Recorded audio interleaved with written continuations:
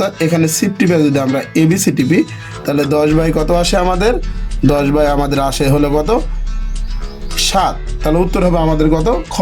এই টাইপের অনেক প্রশ্ন আমাদের এখানে আসতে পারে, যেমন ধরো 2A inverse plus 3B inverse তার উপর ইনভার্স সমান কত। তো আমি যে এই প্রশ্নটা তোমাদের মাঝে কমন দিয়েছি তার মানে এটাই আসবে এরকম না, আবার এরকম প্রশ্ন আসতে পারে x inverse plus y inverse তার উপর ইনভার্স ইকুয়াল টু কত। আমি আশা করি তোমাদেরকে বোঝাতে পারছি কিভাবে প্রশ্নটা আসবে। তো প্রিয় শিক্ষার্থীরা আমরা বলে আচ্ছা, এবার আমরা এই যে টপিকগুলো প্রিয় শিক্ষার্থীরা দেখো আমরা ক্যালকুলেটর কিভাবে করে দেখলাম সেটা কিন্তু আমরা দিয়ে রেখেছি। আশা করি তোমরা বিষয়টা বুঝতে পেরেছো। 2 নম্বর প্রশ্নটা প্রিয় শিক্ষার্থীরা আমরা একটু খেয়াল করি। 2 নম্বর প্রশ্নটা log 4 এর উপরে বেস কত দেওয়া আছে 2 ইকুয়াল টু হোয়াট। তাহলে এটার ক্ষেত্রে আমরা কি করতে পারি প্রিয় শিক্ষার্থীরা, log 2 ভাগ log 4 এর যদি আমরা ক্যালকুলেটারে অবশ্যই ব্র্যাকেটটা টিপ দিলে আমাদের দেখো প্রিয় শিক্ষার্থীরা কি আসে, আমাদের দেখো এখানে log 2 ভাগ ব্র্যাকেট log 4 টিপলে আমাদের কথা 0.5, সেটা শিফট টিপে যদি এবিসিটি টিপি তাহলে 3 কত হয় 1/2, অর্থাৎ উত্তর হবে কত, উত্তর হবে ক। তো এই টাইপের আমাদের এই প্রশ্ন দেখো আমাদের এখানে সেভাবে আমরা ক্যালকুলেটারে করে রেখেছি। এই টাইপের কিন্তু অ্যাভেলেবল প্রশ্ন আছে, যেমন 4.2 অধ্যায়ের 1-এর যে কটা অঙ্ক আছে ক খ গ ঘ মোট ও পর্যন্ত অঙ্ক আছে, এই অঙ্কগুলো তোমরা দেখবা, এর মধ্যে থেকে ইনশাল্লাহ হুবহু কমন পাবা। এটাই দিবে এরকম না, এই টাইপের দিবে আর কি, এটা আমরা ক্যালকুলেটর অল্প সময় কী করতে পারবো, শেষ করতে পারবো। এবার প্রিয় শিক্ষার্থীরা এবার আমরা 3 নম্বর প্রশ্ন দেখো log 5 3-এর উপর এত, এটা দেওয়া আছে আমাদের। log 5 3-এর উপর এত এটা যে আমাদের দেয়া আছে, তো এটার জন্য ক খ গ ঘ কোনটা হবে। তো সেক্ষেত্রে আমরা একই নিয়ম কী করব বলো তো, log এই যে দেখো log আমাদের 3√5 ক্যালকুলেটর টিপ দেবো ভাগ log কী লিখবো 5 দেয়া টিপলেই আমাদের এত ভাগ এত চলে আসবে। সেটা ক্যালকুলেটর যেভাবে টিপলাম দেখো এভাবে আমাদের সেই ব্যাপারটা বলা আছে। আশা করি বুঝতে পেরেছো। বারবার একই জিনিস না দেখায় ভিডিওটাকে দীর্ঘায় না করে আমরা আশা করি যে অল্প সময় তোমরা কি বুঝতে পারছো। প্রিয় শিক্ষার্থীরা এবার আমরা দেখো 4 নম্বর প্রশ্ন তোমাদের মাঝে যেটা এনেছি, 4 নম্বর প্রশ্ন এটা কিন্তু 6 অধ্যায়ের উপরে প্রশ্ন আমাদের। তো এখানে চিত্রে যে চিত্রটা দেওয়া আছে সেই চিত্রে এত এক্সের পূরক কোণ কত। তাহলে আমরা যদি কেউ কারো উপরে দাঁড়ায় তাহলে কত হয় 180 হয়। তাহলে এখানে এই কোণ, তারপরে এই কোণ, তারপরে ওয়াই কোণ, অর্থাৎ 3 কোণের সমষ্টি 180। ওয়াই কোণের মান আমাদের প্রশ্নে কত দেওয়া আছে, ওয়াই কোণের মান আমাদের প্রশ্ন দেওয়া আছে 104। তো আমাদের যোগ করলে 2x, এটা ওয়াইয়ের মানটা পারে দিয়ে বাদ দিলে পারে 76 2 ভাগ মিলে কত 38। তাহলে 38-এ তুমি ক্লিক করলে হবে না, এখানে আবার প্রশ্নটা পড়তে হবে পূরক কোণ কত।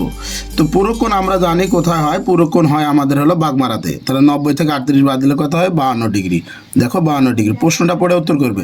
প্রিয় শিক্ষার্থীরা এই টাইপের কিন্তু অ্যাভেলেবল প্রশ্ন থাকে, যেমন আমি একটু তোমাদের না বললেই নয়, এই টাইপের কিন্তু অ্যাভেলেবল প্রশ্ন, যেমন আমার কাছে এবারে মনে হয়েছে যে এই টাইপের প্রশ্ন থাকবে। দেখো আমি চিত্রটাকে, যেমন এটা হলো 4x, এখান থেকে এখানে এটা হলো 6x, এটা হলো 4x। তো এই টাইপের প্রশ্নে বলবে যে চিত্রে x এর মান কত, এই কথা বলতে পারে চিত্রে x এর মান কত। তো প্রিয় শিক্ষার্থীরা এই টাইপের প্রশ্ন যেটা থাকবে সেটা কিন্তু আমি আর দেখালাম না, এই টাইপের প্রশ্ন তোমাদের মাঝে থাকবে। তোমরা আশা করি টপিকটা ভালোভাবে উপলব্ধি করতে পেরেছো। তো প্রিয় শিক্ষার্থীরা এবার আমরা চলে যাই 5 নম্বর প্রশ্নে। প্রিয় শিক্ষার্থীরা 5 নম্বর প্রশ্নে আমাদের দেখো উপপাদ্য প্রমাণে কয়টি ধাপ জানা প্রয়োজন। এটা আমাদের আবার হুবহু উপপাদ্যের জন্য হবে 5টা, আর চতুর্ভুজের জন্য উপপাদ্যের জন্য হবে 4টা, আর চতুর্ভুজ প্রমাণের জন্য আমাদের হবে কটা 5টা। এবার প্রিয় শিক্ষার্থীরা আমরা আসি 7 নম্বর প্রশ্নে। 3-এর উপর x ইকুয়াল টু 81 হলে x এর মান কত হবে। তাহলে এখানে দেখো 3-এর উপর x প্লাস 81 আছে, তাহলে এখানে বুঝে নিতে হবে আমাদের বাবা কত 3, তাহলে 3-এর উপরে কত ধরলে আমার 81 হবে। তাহলে আমি কি করব, 3-এর উপরে এভাবে ক্যালকুলেটিভ দিব, 1 2 বার দিলে হবে, 3 বার দিলে হবে না 4 বার দিলে হবে। দেখো 4 বার দিলে হবে।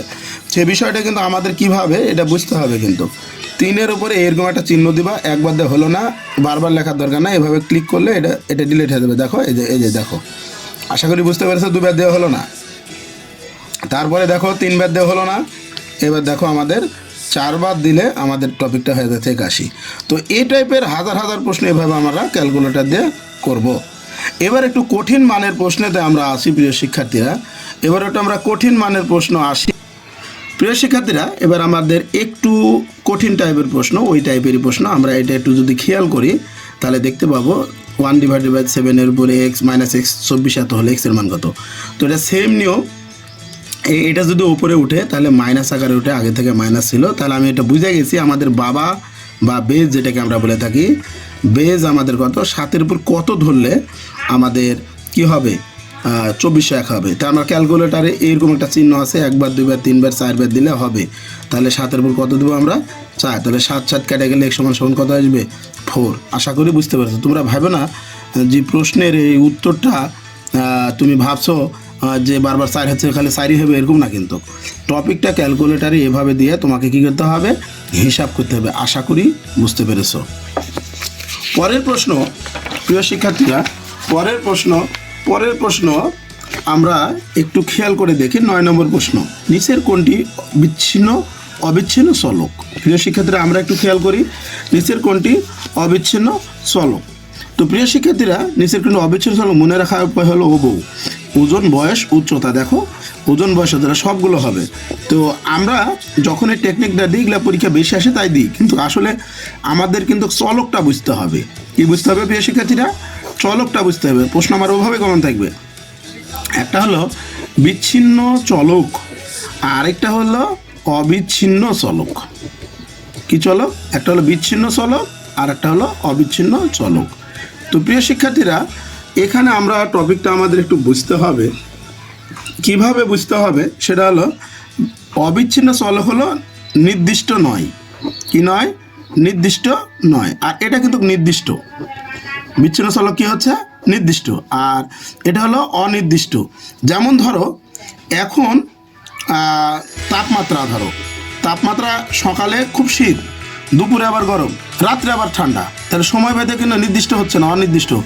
তাপমাত্রা কিন্তু ভাই এখানে অবিচ্ছিন্ন চলক, এখানে 3টা বেশি আসে তাই আমরা দিয়েছি, তো এটা বুঝে নিতে হবে। আর নির্দিষ্ট চলক তো বুঝতে পারছো, নির্দিষ্ট হাজারে থাকে, এত থেকে এতর মধ্যে স্টুডেন্ট, এত থেকে এতর মধ্যে স্টুডেন্ট। আশা করি তোমরা বুঝতে পেরেছো। তো প্রশ্ন কীভাবে আসবে, এটা থেকে আমরা গ্যারান্টি দিতে পারি যে এভাবে আমাদের প্রশ্নগুলো কীভাবে কমন আসবে। এবার আসো প্রিয় শিক্ষার্থীরা, 10 নম্বর প্রশ্ন যেটা আছে, এই প্রশ্নগুলো, এই টাইপের প্রশ্ন একটা ত্রিকোণমিতিক থাকবে আর কি। সেটাকে উত্তর এভাবে হলে ক্যালকুলেটরে আমাদের এখানে যে অপশান দেওয়া আছে, আশা করি বারবার দেখাবো না আমরা। এটা তোমরা যদি না পারো তো আমাকে আমার হোয়াটসঅ্যাপ নাম্বারে আমাকে নক দিলে আমি তোমাদের করে দেবো।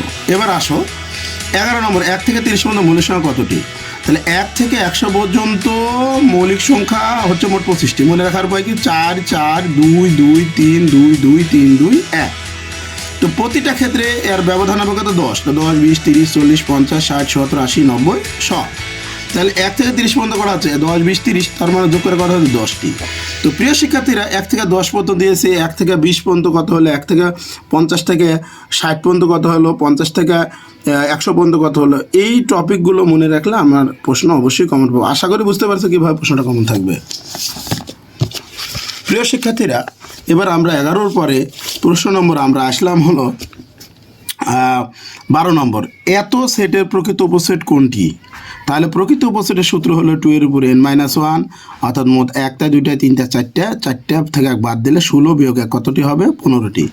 আর উপসেট সংখ্যা হবে কতটি, এখন এখানে বলা হলো উপসেট, প্রকৃত উপসেট। যদি বলা হয় যে প্রকৃত উপসেট, তাহলে সূত্র কি 2 এর উপরে n, অর্থাৎ 4, যে কটা পদ আছে সে কটা, এখানে যে কোনো পদ দিয়ে দিতে পারে, তাহলে কতটি হবে, তখন 16টি। আশা করি বুঝতে পেরেছো। এবার আসো প্রিয় শিক্ষার্থীরা, এখানে দেখো আমাদের 7.12 উপর যে প্রশ্নটা আসা থাকে, এইটা থেকে এটা, তাহলে এটার মান কত। আসলে এখানে প্রশ্নের মানটা আসলে হতো প্রিয় শিক্ষার্থীরা, এখানে 5 কমা হতো যে এতর মান কত। তাহলে সেক্ষেত্রে আমরা কি করব, দেখো 2x + y = কত, 5, আর 5x + 3y = কত, 1। এটা আমরা এখন যদি ক্যালকুলেটারে দেখো, এখানে ক্যালকুলেটারের ব্যাপারটা আমরা দিয়ে রাখছি, তারপরে আমরা একটু দেখাই দিচ্ছি। ক্যালকুলেটারে 1 2 3 1 2 3, অর্থাৎ 3-এ টিপ দিলে ইকুয়েশনে পাবো। ইকুয়েশনে যাওয়ার পরে আমাদের কটা সমীকরণ আছে? 2-এ, তাই 2-এ টিপ দিব। 2-এ টিপ তার এক্সের সাথে কত আছে? 2 লেখা আবার সমান সমান দেবো। তার ওয়াইয়ের সাথে কত আছে? কিছু নাই, মানে 1 আছে।